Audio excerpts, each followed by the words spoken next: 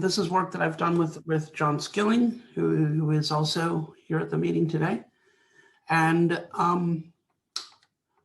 we are taking maybe a radical approach to physics in general. And in some ways it's radical, in some ways it's very simple. So the idea is we as physicists describe things by assigning numbers to them. And that's basically what I mean by quantification. So here I have a quick little illustration. Here's a large car battery, and I'll assign number 12 for the voltage for that car battery. And then here, this is a lantern battery, assign a voltage of 6, and this little battery has a voltage of 1.5. And we quantify things like this. These batteries have mass. We can quantify the mass. We can quantify their volume. And, and in general, larger things are assigned larger numbers. This is of course an arbitrary decision, but this is common. And classically, such quantities are thought of as ontological properties of an object. We think of this as a 12-volt battery, and this is a 6-volt battery, and this is a 1.5-volt battery, and that works for us in the classical realm. But for very small objects, the probes are equally small, and the assigned quantities are really describing interactions rather than properties. And so when we tend to think of these things as properties, it becomes a little mysterious and confusing, because the quantities we're assigning really are describing the interaction between our probe and the system.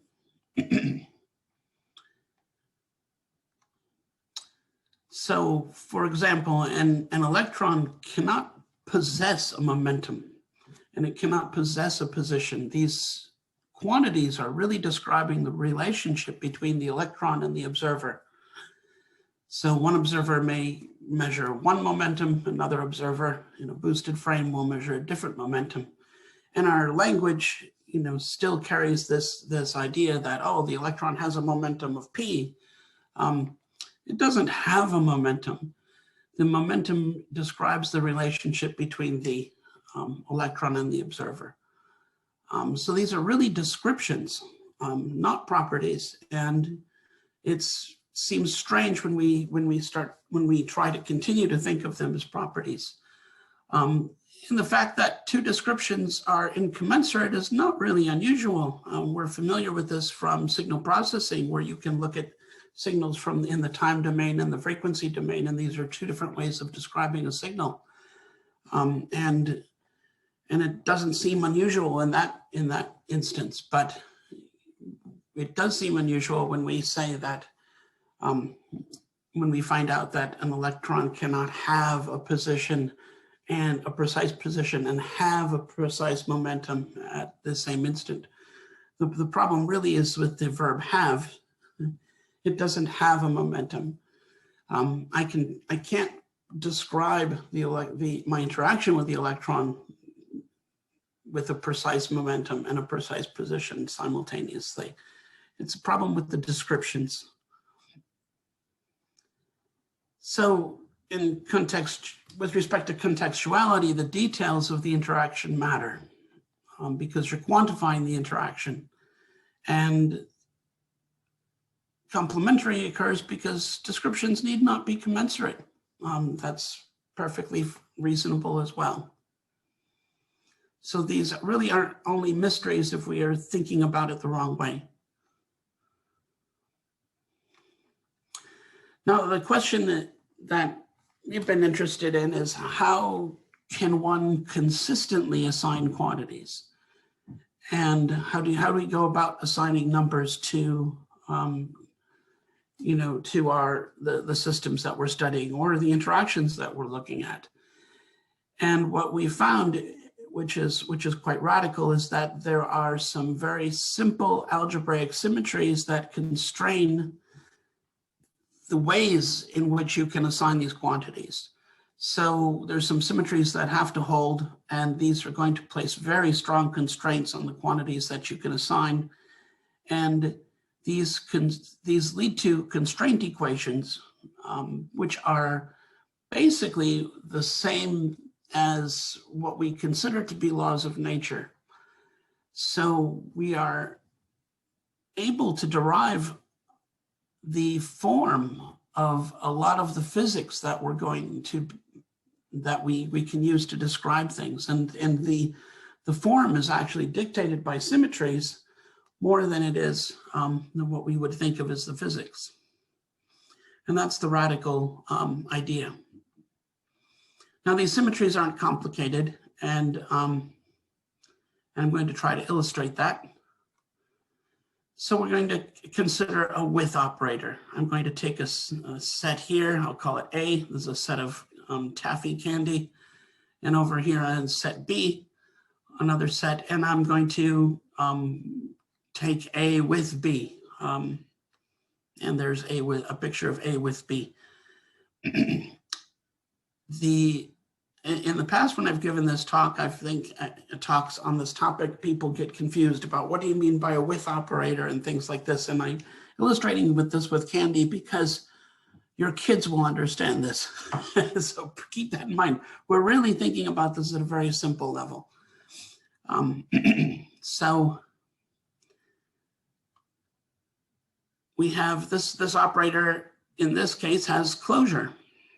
Given stuff A and stuff B, when I combine A with B, it's still stuff. So here, if I have a bunch of taffy and I combine it with another bunch of taffy, I still have a bunch of taffy, and that's closure.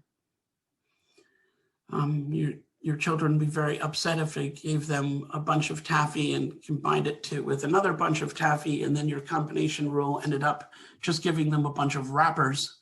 Empty wrappers, that would be very upsetting. So that would be a different operator. But we're going to consider an operator that preserves the stuff. We have commutativity. The order in which stuff is combined doesn't matter. A with B is the same as B with A. Again, this is something that every kid on earth would be familiar with. They don't care if A is in the right hand and B is in the left hand or vice versa. So we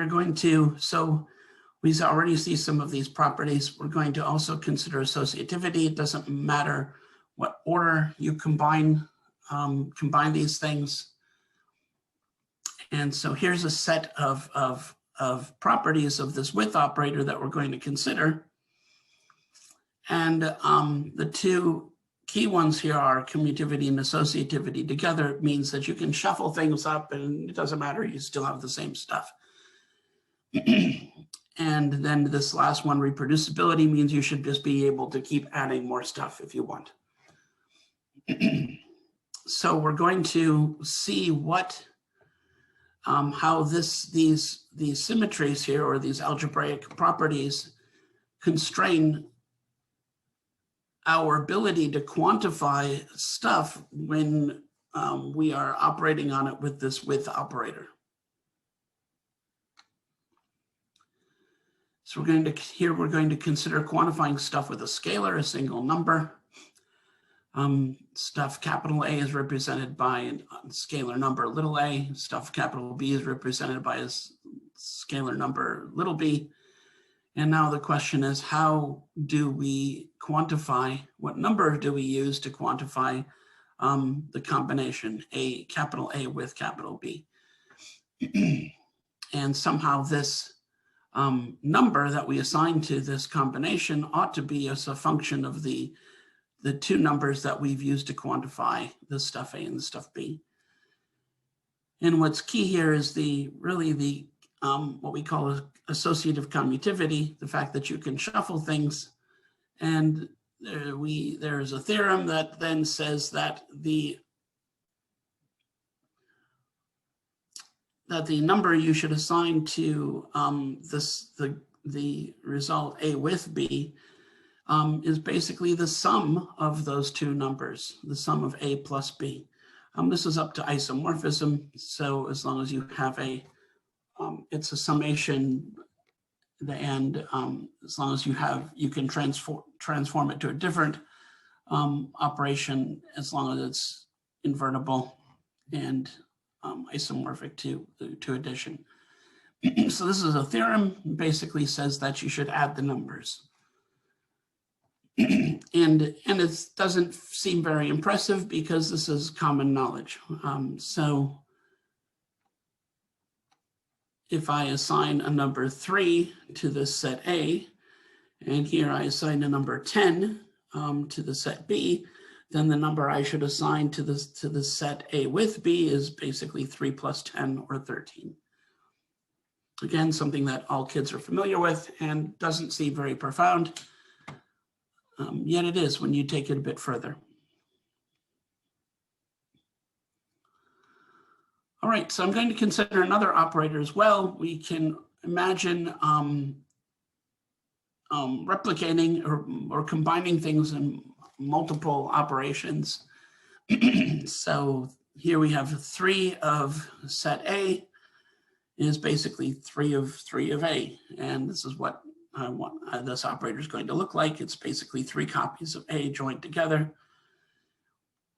And now the question is, what number do we assign to this new set 3 of A, given the numbers that we've assigned to A?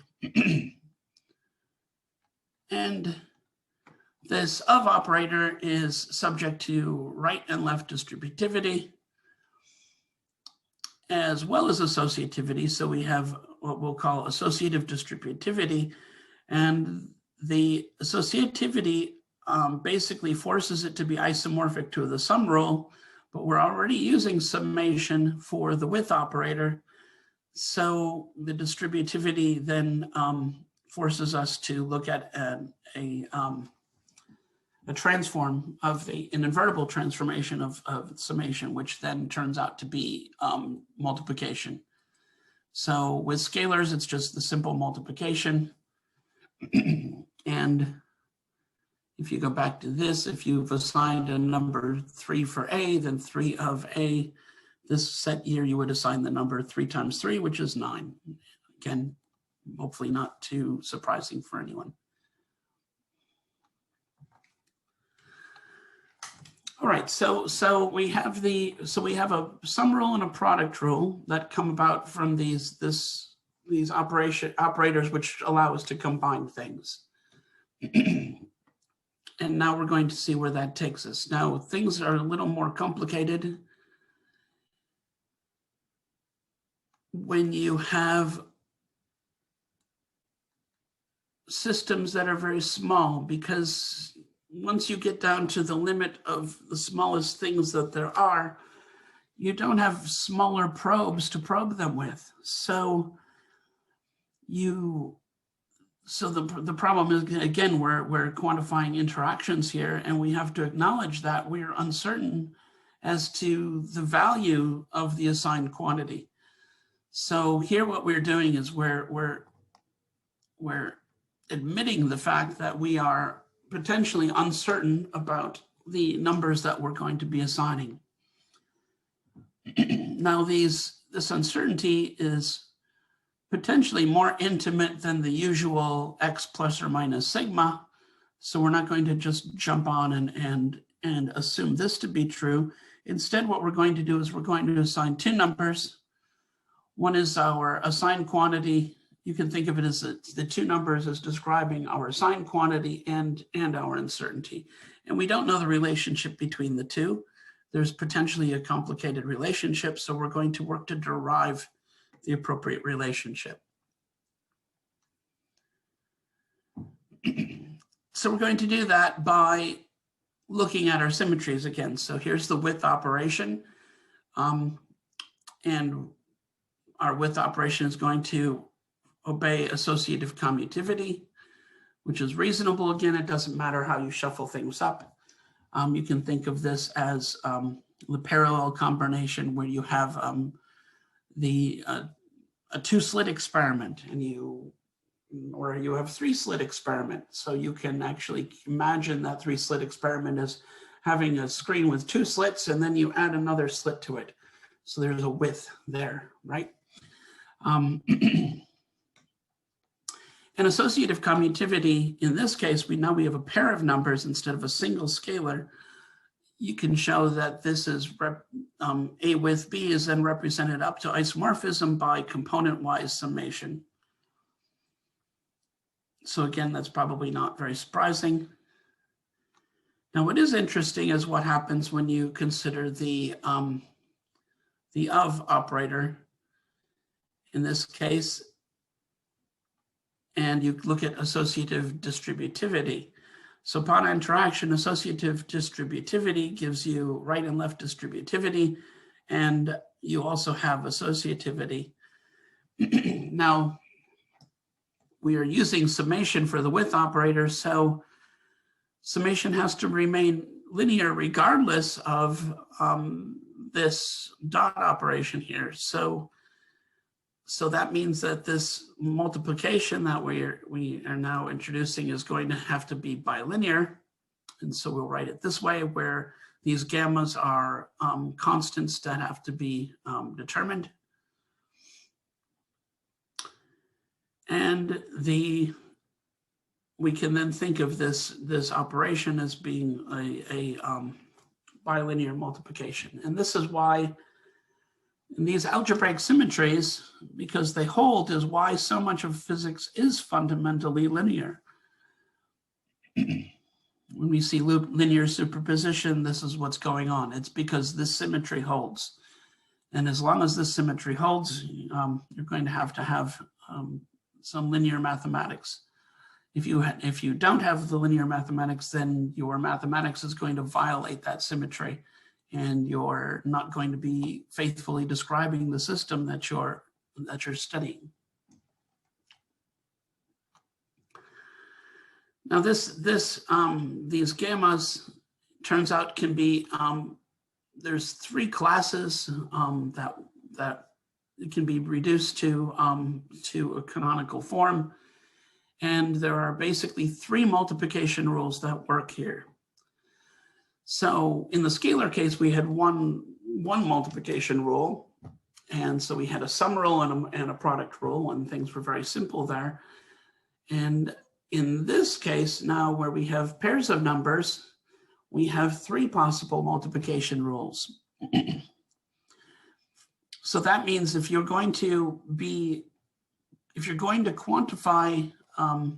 quantify things with two numbers, then the mathematics you are allowed to use without violating these symmetries are basically these three multiplication rules.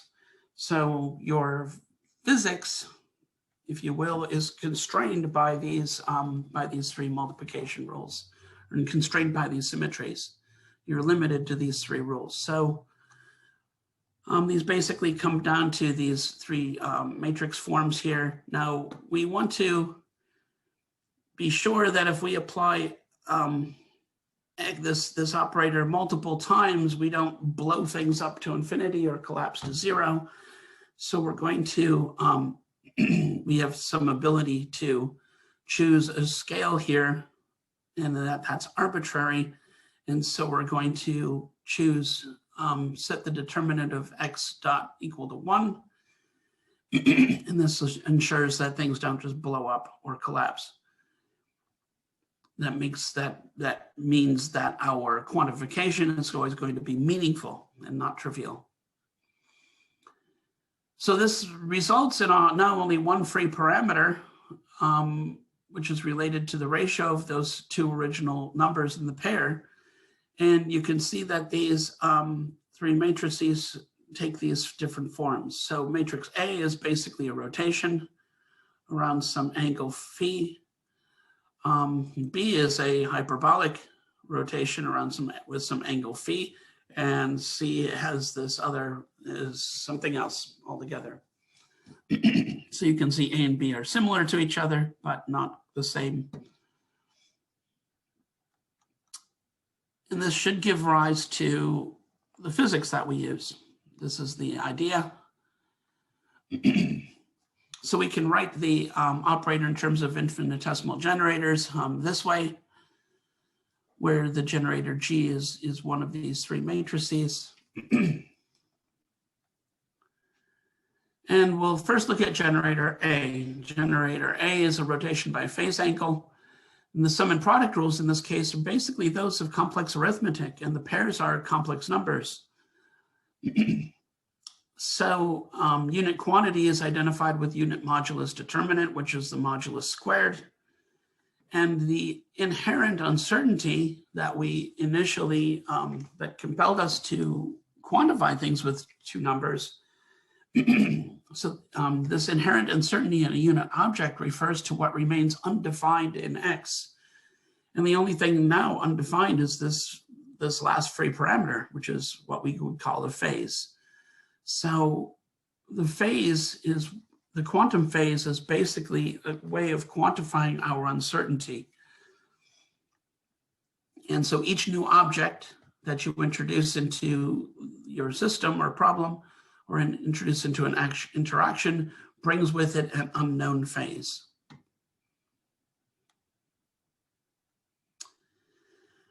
And now if we want to treat this uncertainty properly, we need to rely on probability theory. So our ignorance of phase is uniformly distributed because phase is basically an angle with 2 pi.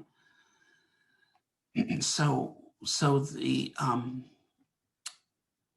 the prior probabilities we would assign to a phase is 1 over 2 pi. And what we are then interested in doing, what we do with physics, is we compute likelihoods. We compute the probability of a given outcome. And to do this, you're going to have to integrate or marginalize over all the unknown parameters. In this case, the unknown parameters are the phases. So we want to compute something like this, where we integrate over the unknown phases. And this is just turns out to be the sum of the modulus squared of the pairs of numbers that we are using to quantify these interactions. And this is basically why quantum mechanics is a probabilistic theory. We have an inherent uncertainty that we are quantifying, and this inherent uncertainty we've shown it takes the form of a phase. And the likelihood is additive because of the scalar sum rule, and it depends on the modulus squared, and this gives you the Born rule. So the probabilities also have to obey these same symmetries. So with probability theory, we have a sum rule and a product rule, but probabilities are scalars. So it's the scalar sum rule and scalar product rule. And here you see the scalar sum rule at play.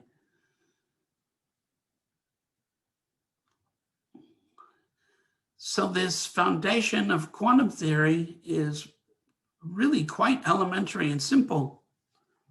It's founded on symmetries that your kids are familiar with candy, right? There's associative commutativity. You can shuffle things and nothing should change. You've got associative distributivity, and together these are the symmetries that constrain the mathematics that you can use to describe these interactions. And here we have quantity and uncertainty fusing together into complex numbers, where the uncertainty is described by the phase. The observable quantity is the modulus squared, which is the Born rule, and that represents ensemble averages.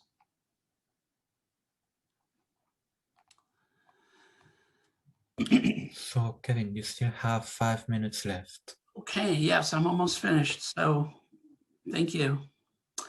So both quantum mechanics and probability here are derived from the same symmetries. So there can be no contradiction. They work together. You don't have to have any separate arguments to argue that quantum mechanics is probabilistic, like we see in quantum Bayesianism. Physics makes predictions that are quantified probabilistically in terms of likelihoods. So the idea of quantum mechanics is to compute likelihoods. The quantum formalism is part of physics. It makes predictions in the forms of likelihoods. of the behavior of specified models in physical situations. And now, given those likelihoods and the observed outcomes, you can then use Bayesian analysis to compute the posterior probabilities. That's what we do when we do any data analysis. And this is the relationship between quantum mechanics and Bayesian inference.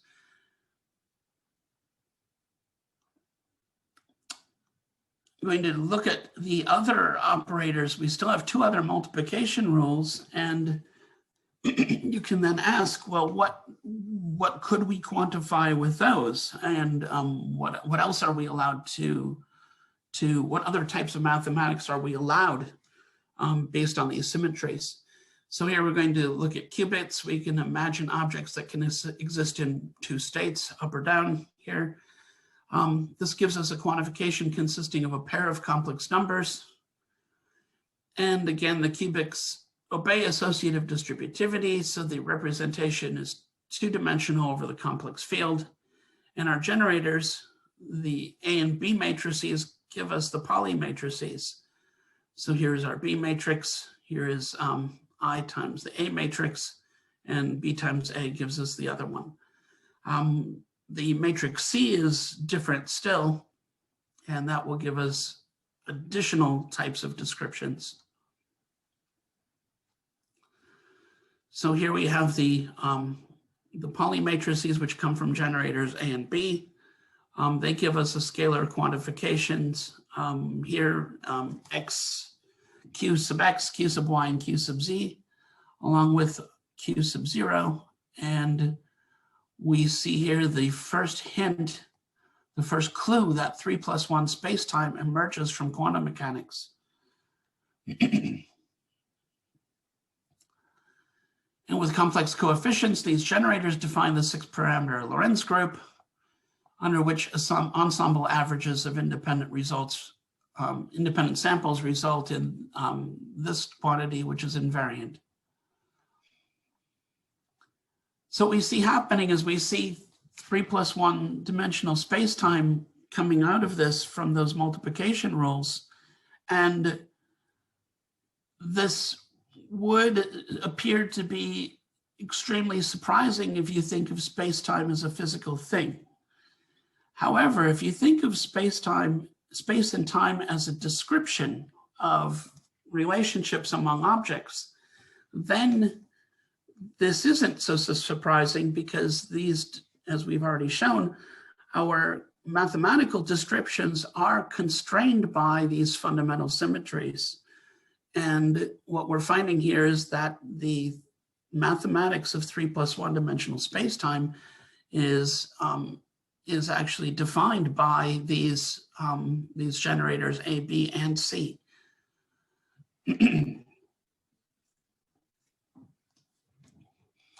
So in conclusion, the symmetries of associative commutativity and associative distributivity, along with the consideration of uncertainty, constrain our mathematical descriptions of the universe to a component-wise sum rule and 3 product rules. And what we've found so far is these 3 product rules give us quantum mechanics as a probabilistic theory, the spin and Pauli matrices, energy and momentum, phase and action, and 3+1 dimensional spacetime. And these symmetries constrain our mathematical description of the universe around us, and which is what we call physics. And this is why mathematics works. Our mathematics is designed to work because it's designed to obey those symmetries, which are very important. Ask any child with handfuls of taffy, they'll tell you which symmetries work and which don't. And this is a link to our paper, which has more details than I was able to cover in a half hour. So thank you very much for your time.